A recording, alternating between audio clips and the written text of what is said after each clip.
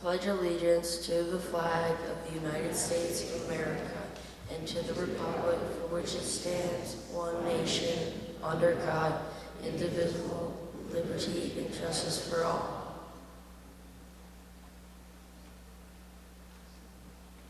Leo, can you please post the Cub Scout flag and lead us off in the Scout Oath, Scout signs?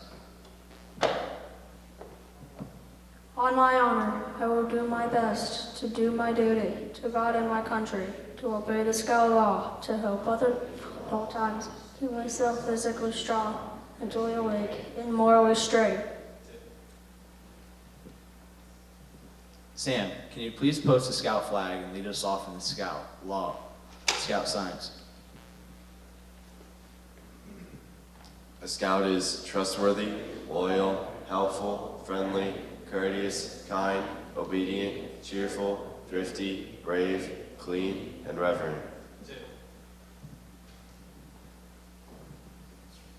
Color guard dismissed.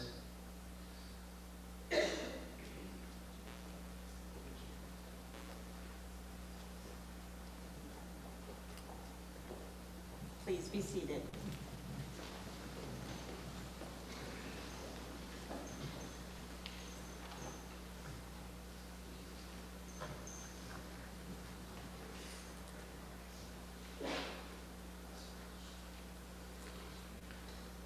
Good morning. Welcome to Super Bowl Sunday at Unitarian Universalist Congregation of Fort Myers. This morning, our winning team includes Reverend Sue Gabrielson, our quarterback minister, the pep team here on the sideline, the broadcasters back in the booth, and our special guests, the Boy Scouts of Troop 3300, who share our campus and generously contribute their time and talent. I'm Leslie Gatto, your referee.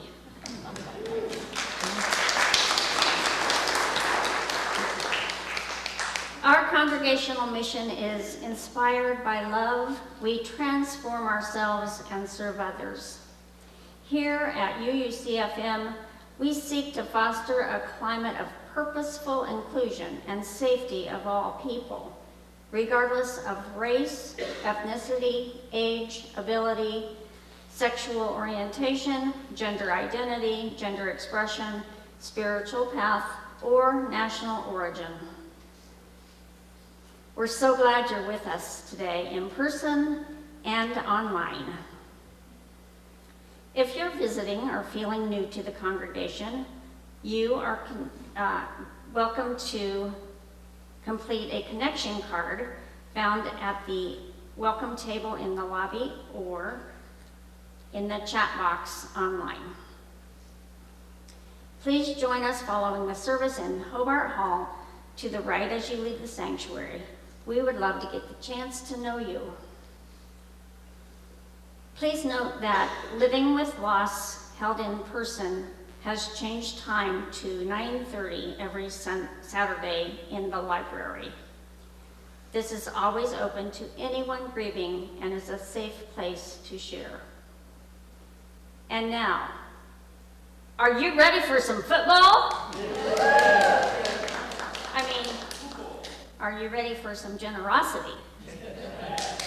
Then let's kick this thing off. Good morning, everyone. Welcome to Super Sunday number 63.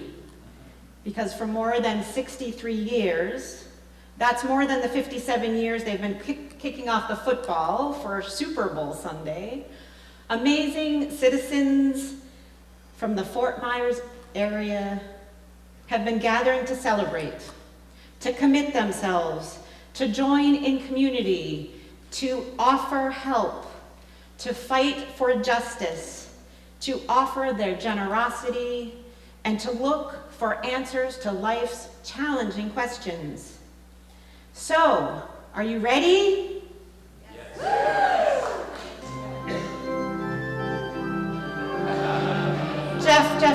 Jeff. I know everyone's excited for spring training, the Red Sox and the Twins, but there's still a couple of weeks before spring's training starts. Sorry about that. Let's try that again. Are you ready for the next 63 years? Because here's the coin toss.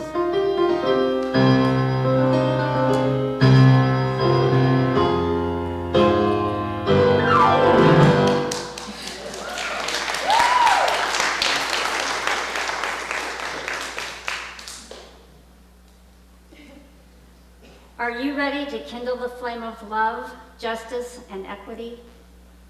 As we gather in the spirit of Unitarian Universalism, let us ignite this chalice, symbolizing the warmth of community, the light of wisdom, and the fire of commitment.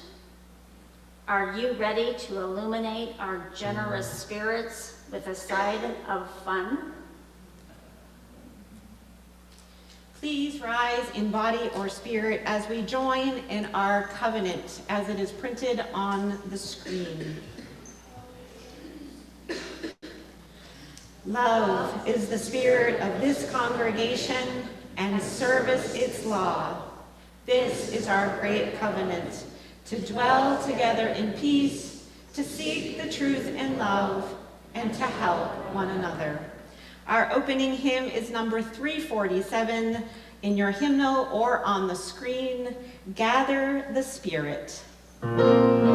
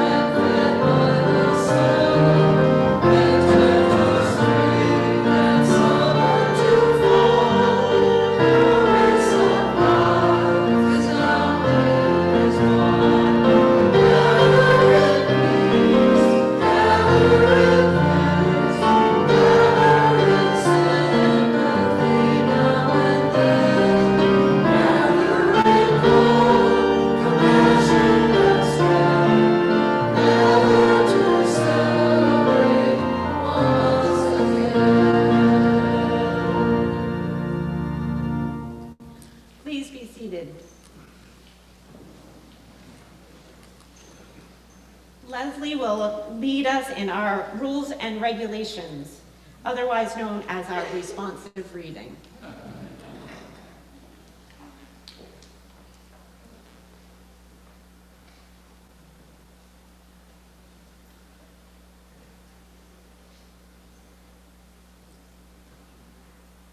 I will read the regular print, and if you will respond with the italicized print. We affirm and promote the inherent worth and dignity of every person.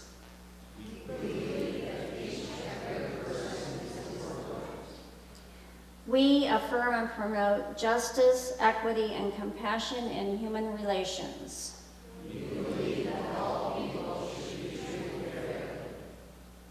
We affirm and promote acceptance of one another and encouragement to spiritual growth.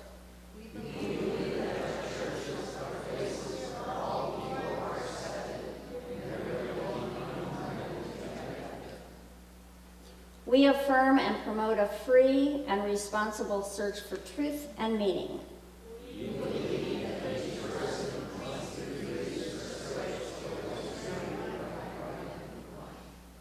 We affirm and promote the right of conscience and the use of the democratic process.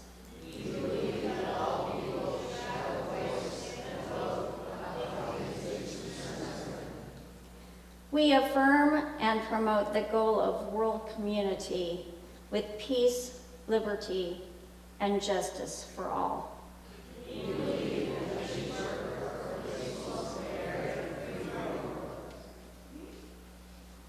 We affirm and promote respect for the interdependent web of all existence of which we are a part.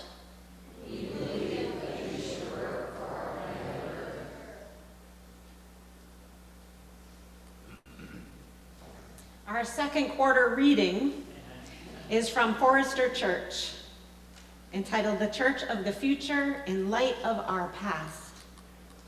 Without strong and vigorous structures, vital worshiping communities, and a faith that sustains more than a self-satisfied few through times of crisis and hardship, our much vaunted freedom and openness remains spiritless.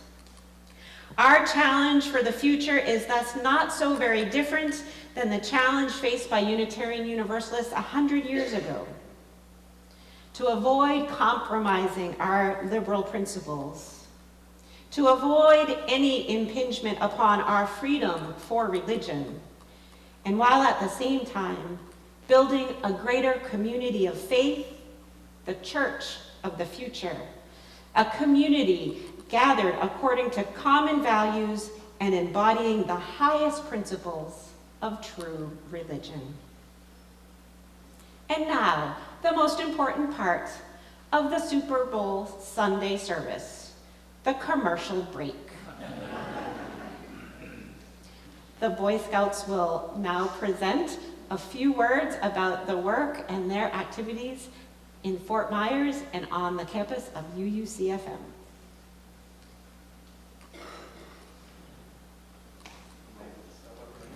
Sure, you can come over to this podium where there's a microphone.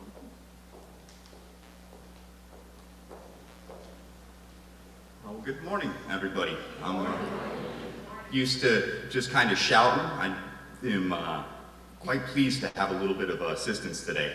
I wanted to, I guess, my name is Matt Weaver, and I'm the Cub Master for the PAC 3300, our elementary-aged youth for the Scouts. And I'm very pleased that every Monday, pretty much, we are able to gather together and create a community as well. This service today is oddly similar to one of our meetings, just minus a lot of activities going on, arts and crafts, and there's a lot less running. You guys are slow runners, so it's very awesome. And it's very wonderful to be able to come here today and combine our communities and share together this day. This is a wonderful property that in campus that you guys put together, and I couldn't think of a better place to come here. For the last 3.5 years I've been with our pack, and this has been a very wonderful place to be. You've got your wonderful nature trail over there, Hobart Hall, and that Lanai are very wonderful facilities, and then the beautiful greenery out in the back. This is just such a wonderful and calming place, and I'll be fair, if you don't mind, I've kind of, in my own heart, had this a little bit as home as well for us. And it's awesome to see these kids come here as well and grow. I know with our 5th grade group, they were doing self-portraits earlier this year and a lot of introspective type activities. With our 4th grade group, just the other week, we were doing geology related stuff. We were looking around on your property, identifying limestone and trying to find little minerals and things. I know with our 3rd grade group, they were able to use your classroom. They were able to practice whittling. They have, I believe it's pocket knives and soap, so little soap carvings. And one of the girls in that group says, well, I don't think this is going to be a very fun thing. And I said, well, please, humor me, just go give it a shot. You don't like it, and we'll figure something out. And she had a blast. I know with my son's group in the 2nd grade, they're working on doing mold and growing things. So we're able to look at all the nice plants, trees, different lichens and things out here and incorporate that in there. And then with the 2nd grade group, they're able to come out here and practice teamwork and camaraderie, sportsmanship. They're playing all sorts of sports recently together in effort of rules-based and teamwork. And then with the kindergarten group, they're out here learning about healthy eating and positive habits and snacks and things. And then beyond that, personally for me, I do an adult, it's a leadership course essentially out here. And so it's so wonderful to be able to invite these other people that think, oh, I have to give up my weekend for a training and I have to spend the weekend out there. But then they show up and they get this wonderful, wonderful place to use. And it really makes that training that we do something that I continually get extraordinarily positive feedback from. So from the bottom of my heart and on behalf of PAC 3300, we are gratefully thankful to be here and as well to share this space with you guys, and even the Gulf Coast Symphony is such a wonderful place. That's my piece. Miss Julie is the Scoutmaster, if I have that correct, for Troop 3300, and she'll be speaking next. Thank you very much for your time.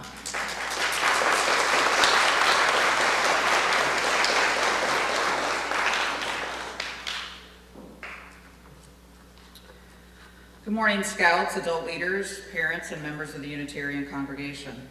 For those who do not know who I am, please allow me to introduce myself. My name is Julie Frank, and I have just begun my 2nd year as Scoutmaster of Troop 3300. I've been involved with the BSA Scouts program for 8 years now, 7 of which have been with the troop. Like many other adult leaders, I have held various positions, but the most fulfilling thus far has been as Scoutmaster. In the past 7 years, I have been privileged to be a part of an exemplary organization which helps guide our youth to become a future generation of not just outstanding young men and women, but well-adjusted, caring, thoughtful adults in society. We refer to these Scouts as servant leaders, individuals whose focus is primarily on the growth and well-being of others and the communities to which they belong. For example, this year alone, our troop has produced 4 Eagle Scouts, with another currently awaiting his Eagle Board review on the 22nd of this month.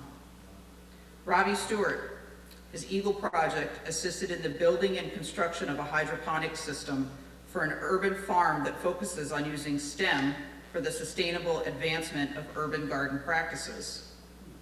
Connor Duff, involved in the construction of multiple picnic tables and the renewal of a touch tank to help with the sensory development of young children at an underserved local child care facility.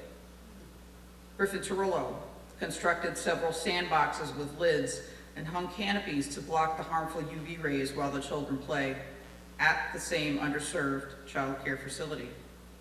Logan Lentz completely revamped an aquatic pond at Cypress Lake Middle School that had been out of commission by laying a new liner, removing and power washing all the rocks, and installing a new pump for the pond's waterfall feature. And finally, Jacob Frank, who finished the construction of the produce stand at the same urban farm Robbie Stewart held his Eagle project, along with installing fans in the work sheds, clearing and weeding the butterfly garden, and enclosing the walls in the food service area. As you can tell, servant leadership is a huge part of Scouting.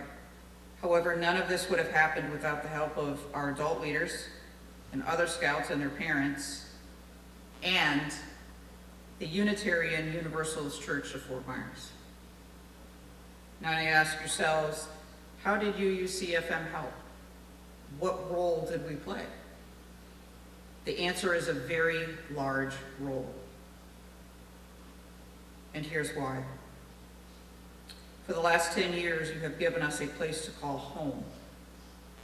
Allow me to elaborate further.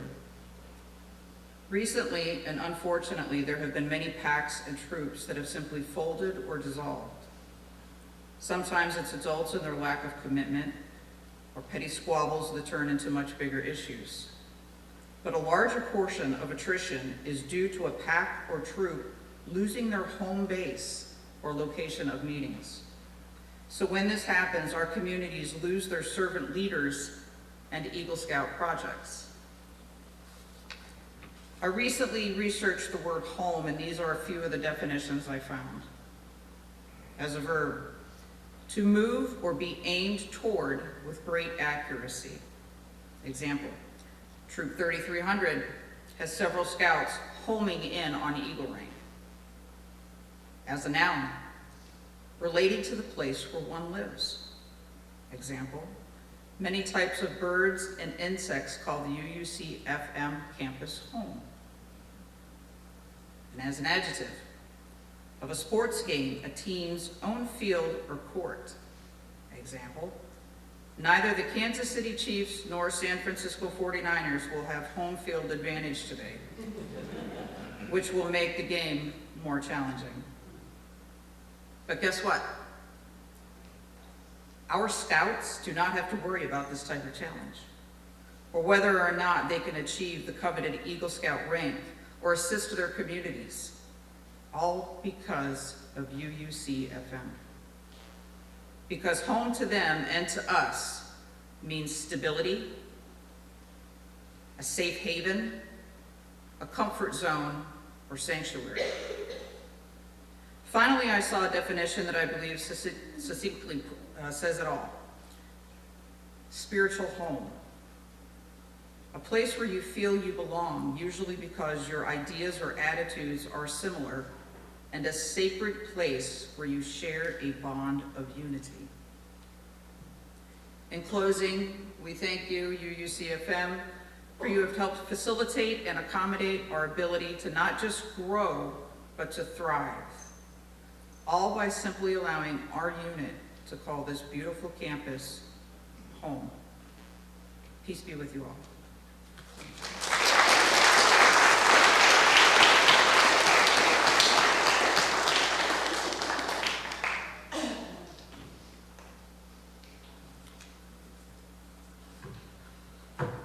Thank you, Ms. Julie. Thank you, Mr. Matt.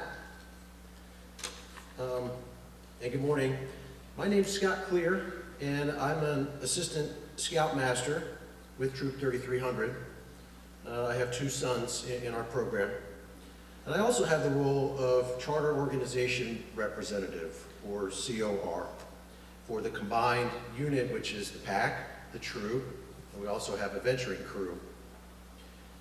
One of the core responsibilities of COR is acting as liaison between the church and the unit. Fortunately for me, the members of the church make this part of my job extremely easy. And there are many, many to thank for our success here and for the partnership that we all enjoy. But there are a few that I would like to please mention. Mr. Bill Petrarca. For many years, Bill has coordinated numerous Eagle projects and helped our scouts fulfill their ultimate goal right here on property. Also like to thank Ms. Brooke Horsley for your partnership in grounds maintenance and helping our scouts fulfill their duty of cheerful service here on the beautiful grounds. Special thanks to Ms. Sarah Houghton for the calendar planning and helping me with many of the events that we have here on the church grounds. Finally, Reverend Sue, for your continued support of the scouting program here. We are so proud and blessed to have a home here. So thank you so much. I did want to mention, we talked about our pack and troop and how many scouts that we're getting from other units. We have right now over 40 uniformed trained leaders in our unit, which is really remarkable. We owe a lot to the church to be able to grow here to those numbers, and it just tells you something about the commitment of the adults that we have, those leaders, and what they're doing for the youth in our community. We also have somewhere around 80 registered scouts between pack and troop, and we're not all here today, obviously, but we're here, all here in spirit. So without further ado, I do have just a token of our appreciation for the church. We are also serving lunch on the screen lanai afterwards, so please join us. Just a piece of art for it. Oh, wow. It's beautiful. Together we grow.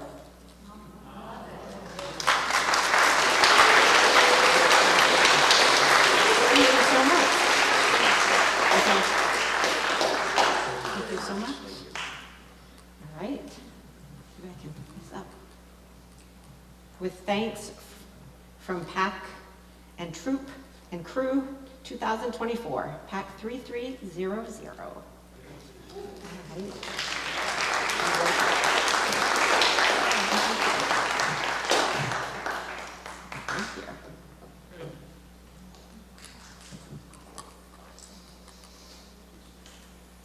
It's halftime. Here's where we enter into the more sacred part of today's service.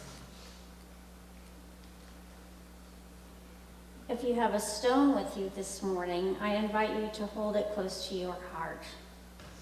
Infuse the stone with your intentions, joys or sorrows, and imagine it joining with others in a bowl of sand, representing this community of loving support. On Zoom, you may place a virtual stone of intention by following the link in the chat box. If you didn't pick up a stone already, there are stones next to the sand bowls. During the music meditation, you may place the names of those who need healing thoughts in the chat box. This morning, I'm going to place the first stone for Brooke Horsley, whose mother passed away recently. Please keep Brooke in your hearts.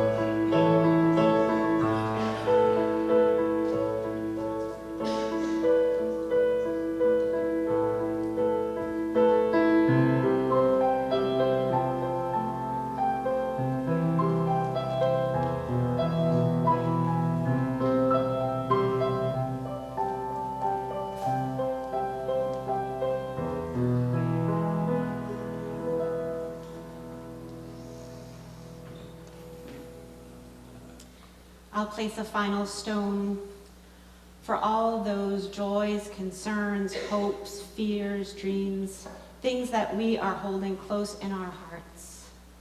Let us be mindful of the power of love and of community to heal and uphold life.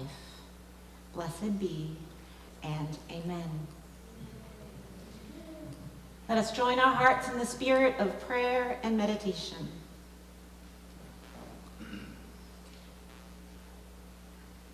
Spirit of love and life, we know that the secret of happiness lies in knowing this, that we live by the law of expenditure. We find the greatest joy not in getting, but in expressing who we are. There are tides in the ocean of life, and what comes in depends on what goes out. The currents flow inward only when there is an outlet. Nature does not give to those who will not give and spend. Her gifts are merely loaned to those who will not use them. So empty your lungs, breathe, run, climb, work, laugh. The more you give, the more you shall receive. Be exhausted, and you shall be fed.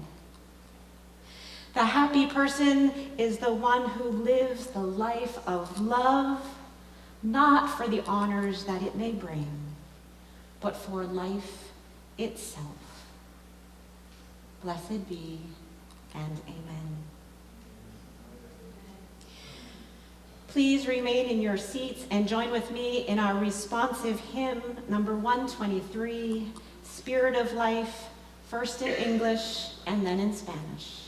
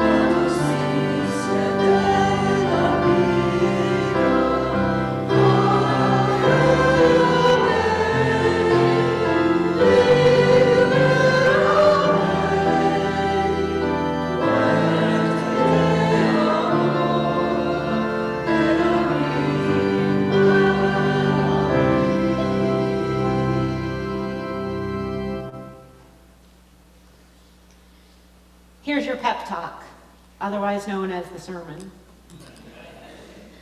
So why Super Sunday? And what does congregational life have to do with football or Super Bowl Sunday? Actually, just about nothing. So perhaps it was just the challenge for Reverend Sue, how far she can actually stretch a metaphor. I'm with you, Patty. In terms of research, it proved to be a little bit challenging because I am not necessarily your #1 football fan, so I've had to learn a lot. It's a steep learning curve, but it's been a good exercise, and now I'm ready to watch for more than just the commercial breaks and the halftime entertainment. Did you know that over the years, the Super Bowl has become the most watched U.S. television broadcast of the year? Super Bowl Sunday also has the second largest U.S. food consumption of any day, second only to Thanksgiving. Thanks to the Scouts, we are going to participate in that statistic this year. And you probably know that for a 30-second spot, it costs $7 million to advertise during the Super Bowl. I'm not sure really what to think about that number when today is our Stewardship Sunday, in addition to Scout Sunday. If we could only just have, I don't even know what the fraction of the percentage of that $7 million for 30 seconds is, so maybe I just need 1 second. 1 second. And the work that this congregation could do. So if football, in the way that we know it in Costa Rica, is your sport, soccer, that is, then the thrill of the Super Bowl is even bigger this year because we will have the opportunity to watch for $14 million, 1 minute of Lionel Messi. Soccer star from Argentina, who does he play for? Inter Miami. He's one of the stars of the commercials of the Super Bowl this year.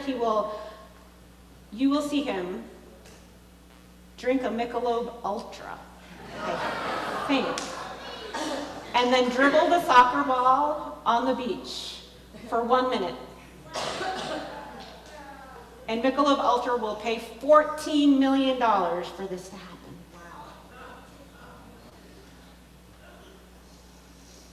I couldn't resist the metaphor of kickoff when the stewardship team asked me to talk and say something about our stewardship campaign for this year.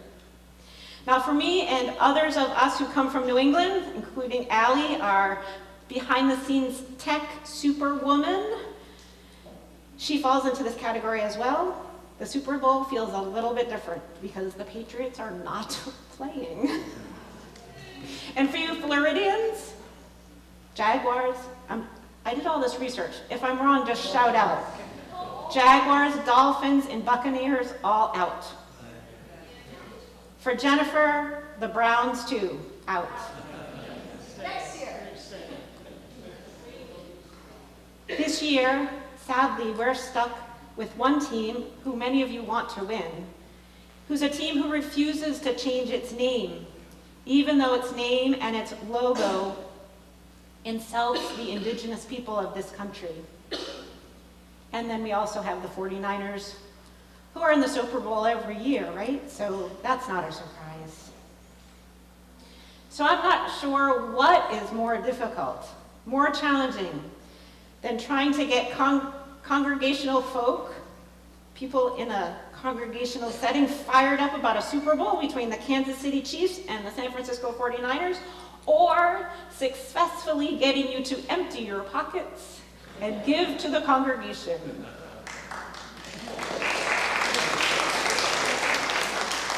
But every year, the Super Bowl folks decide to pull out the big wheels, right? This year, Reba McEntire is singing the national anthem. Usher will play the halftime show, and then there will be the commercials. But look, we have an amazing choir. We have John. We have an upcoming commercial spot by one of our own members. And the message this morning is simply to tell you what you already know. And perhaps, don't be scared, the minister might even throw a football. Gratefully, we don't have the controversy that surrounds the Super Bowl this year regarding Taylor Swift.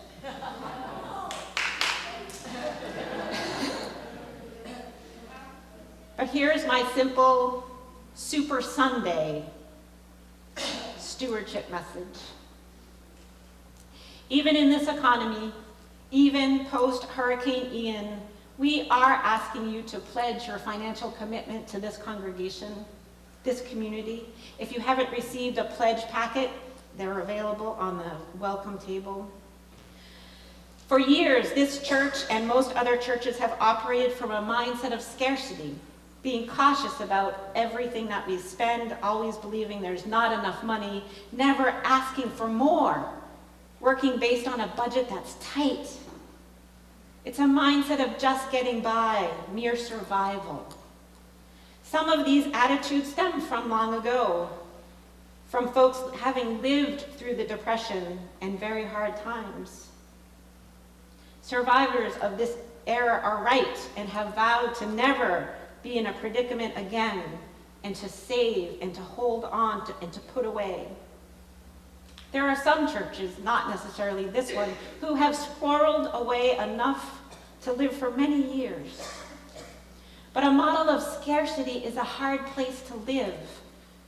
It doesn't inspire hope.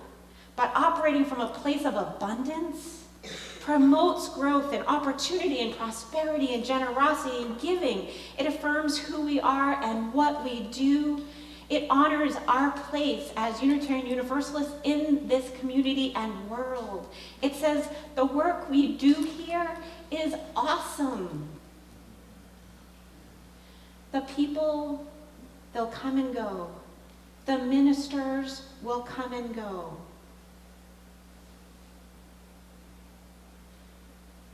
But the congregation persists. It's okay to ask for your support because you have much to give. You have much to give of your time, your money, and your talents. It affirms that it's okay to take risks, to step out because it's the right thing to do. Not because we have enough money, not because we have extra, because it's the right thing to do. There are lots of ways to decide how much money you will give to your congregation. In some places of worship, they ask you to tithe. That means 10% of a person's family income. The original notion of tithing is biblical.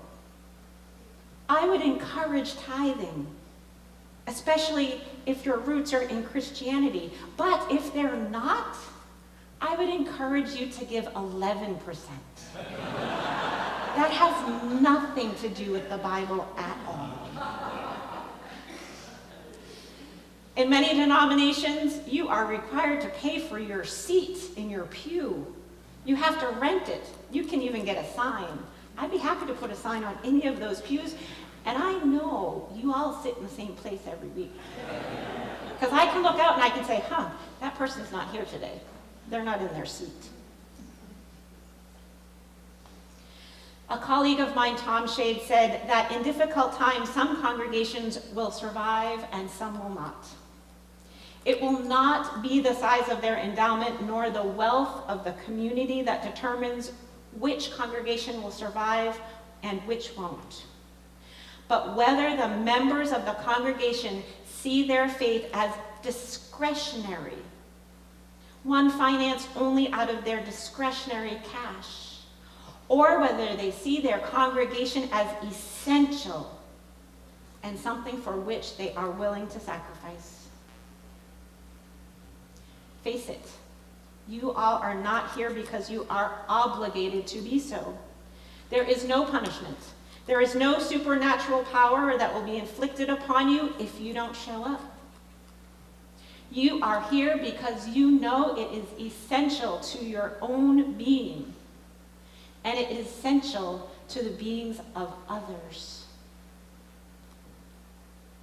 The Scouts said part of their success, part of the opportunity to work with young people and empower them for their future is their capacity to be here.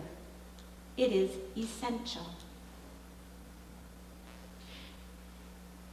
People have been showing up and supporting this congregation for 68 years, not because or how great or how horrible the minister is or was at the time, or because of some promise of salvation after you die, not because you were guilted into giving. You and they have been here for 68 years because it is essential. We are essential in the community. So I feel privileged. I feel privileged to have the opportunity to help launch a community into its next 68 years. All that we've been, all that we are, all that we can become. So whether you decide to empty your piggy bank, turn over your IRS refund check, tithe, intentionally crunch your numbers, give your pocket change as Gary will implore you every week, give generously. Everybody, each and every one of us in this room today can help continue to create a place that means something and that makes a rich difference in people's lives. There's a lot of reasons that you want to support a Unitarian Universalist church. And I'd like to introduce our public service announcement by Jennifer Grant, whose team sadly is not in the Super Bowl this Sunday. Next year, I'm calling it. Next year, the Browns will be in the Super Bowl. So good morning. Morning.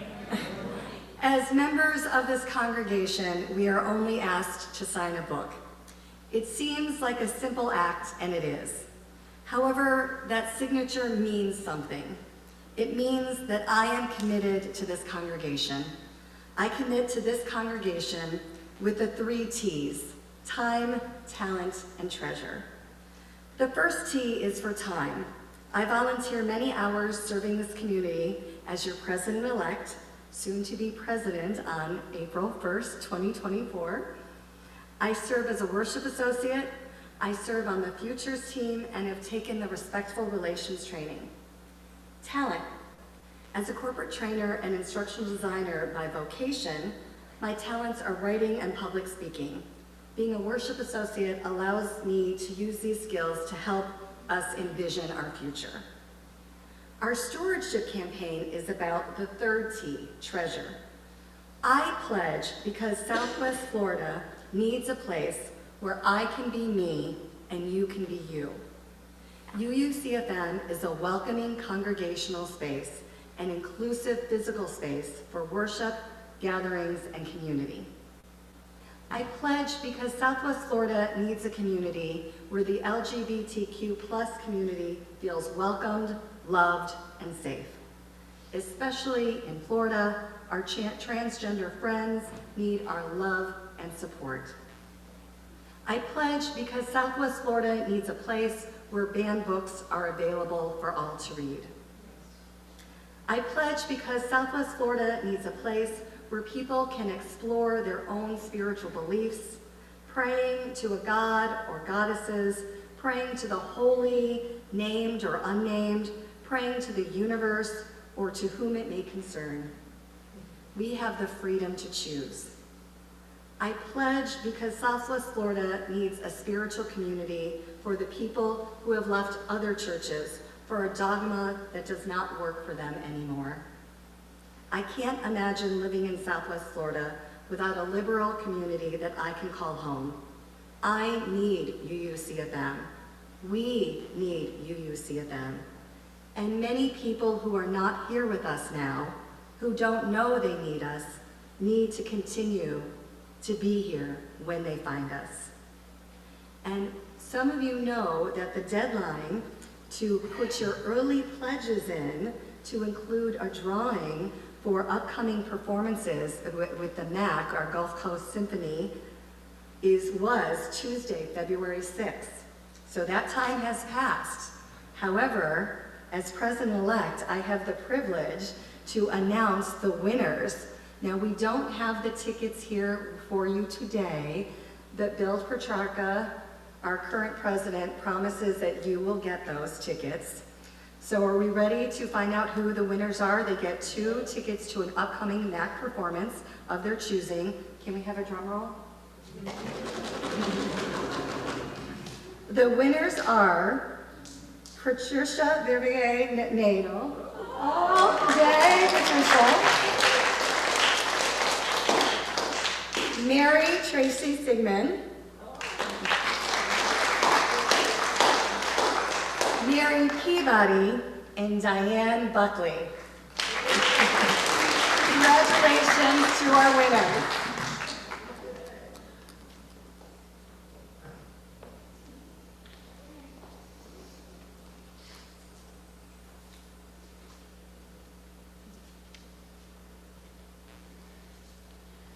Are you ready to invest in a community that values inclusivity, compassion, and social justice? Your monitoring offering plays a crucial role in supporting our Unitarian Universalist principles, enabling us to create a world where everyone is treated with dignity and respect. Are you ready to contribute to the realization of our shared vision for a better, more equitable tomorrow? Each month, we honor our dedication to the larger community by giving all funds not explicitly marked for UUCFM to a community partner. This month, that partner is RESET, which stands for Restorative, Ecological, Social, Economic, Transformative.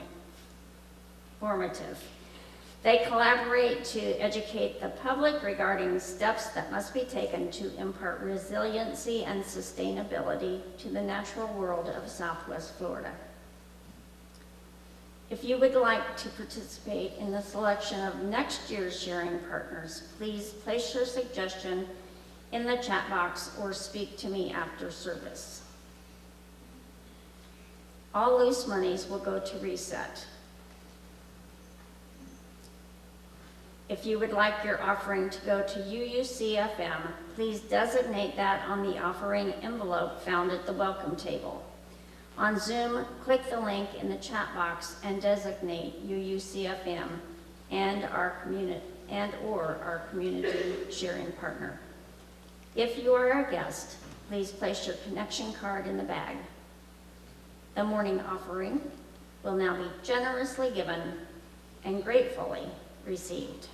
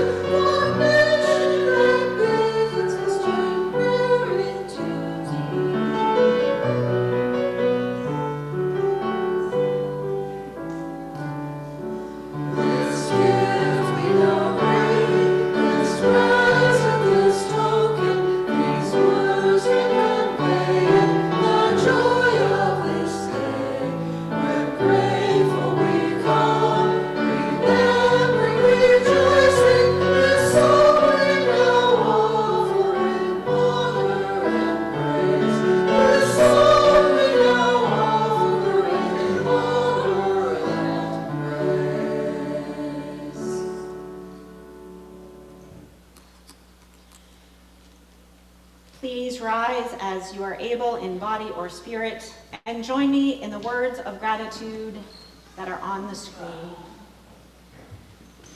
By the work of our hands and the work of our hearts, our love is made real. May we be grateful for all that is given and grateful for all that is shared.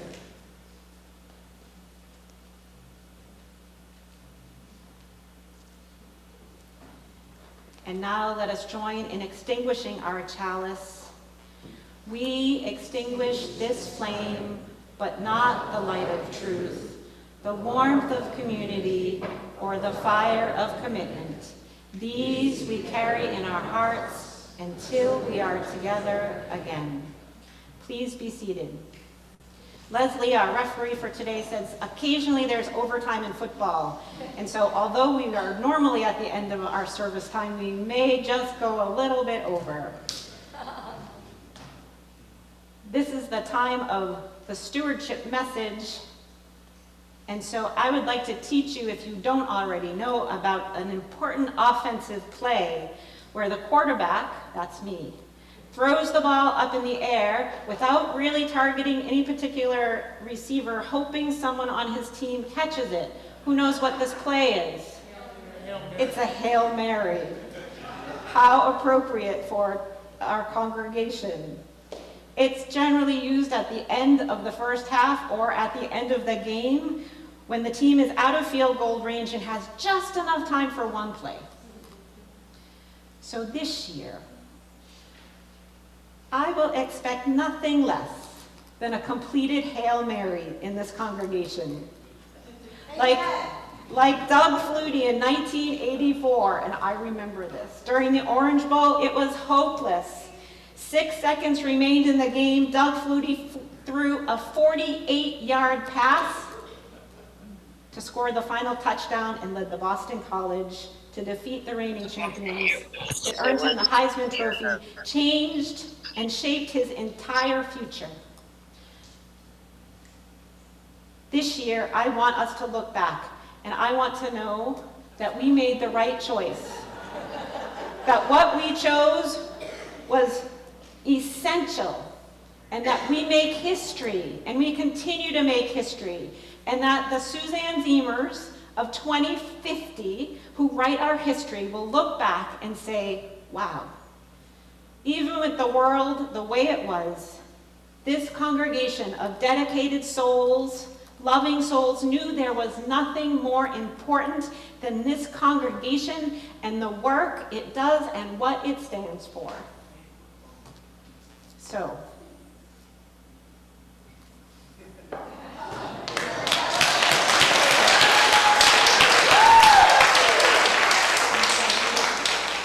I'd like to introduce Andrew Roberts. He's one of our newest members who's just going to say a brief moment about what this congregation means and why you should support it. Hi. Thank you, Reverend. As you know, I'm Andrew Roberts. I'm a new member.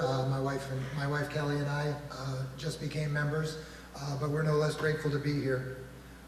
Giving is something that we all know that we should do. I think the youngest child here knows that it's better to give than to receive. But why? Is it really? A friend of mine a long time ago once told me that generosity is the least of all virtues because the more it's practiced, the less capacity you have to practice it. And I suppose that if your goal is to die with the most toys, then maybe that's true. But it's natural to want more for yourself, but maybe that's not the way we should look at it. Maybe that's why every religion that I was able to find requires giving of some kind. In Judaism, there's an obligation known as tzedakah, and it can be categorized from the least giving begrudgingly, to giving so greatly that the receiver becomes self-sufficient. In Christianity, God gave his son as a gift, as an example of how we are supposed to give wholeheartedly to the poor, the imprisoned, and the downtrodden. In Islam, there is a principle known as zakat, and it's compulsory giving by those who have means. to the poor, to debtors, to captors, and others. Buddhism, there is required action called dana, and it requires giving without the expectation of anything in return. So why do all of these faiths ask us, or require us to give? Why is it so hard to get people to give?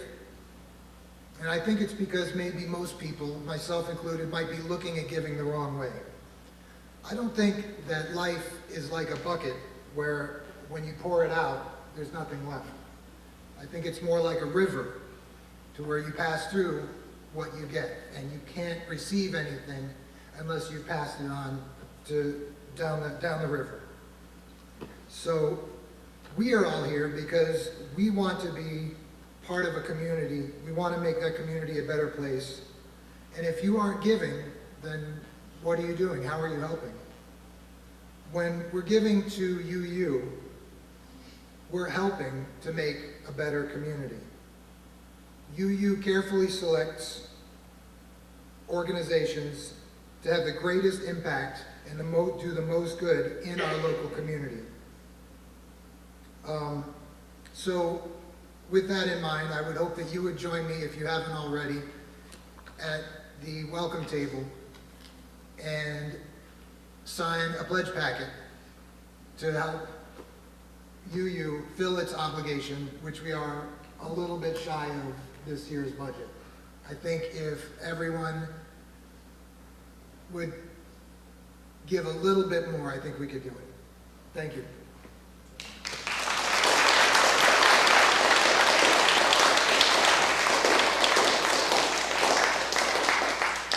Our fourth quarter closing hymn is number 368, Now Let Us Sing.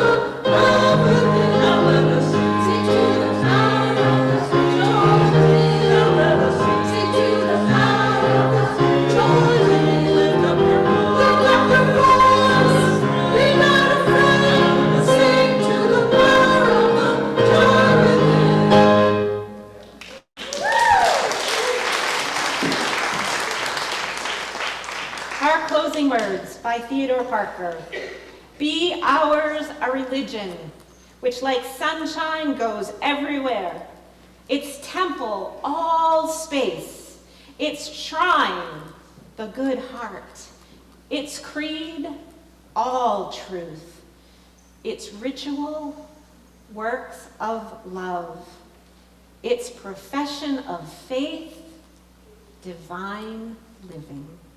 Let us all go in peace. Thank you for joining us today for Super Sunday 63. Before you storm the field, please allow the Scouts and the worship team to exit the sanctuary. Then greet your neighbor and join us on Hobart Hall and also in the screen porch for a lunch offered by the Boy Scouts. The Freedom to Read Library is also open following the services. It is located directly across from Hobart Hall.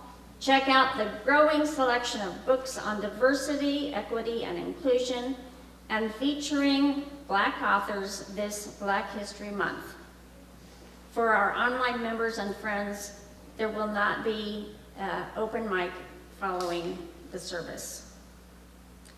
We look forward to seeing you again next Sunday. Go in peace.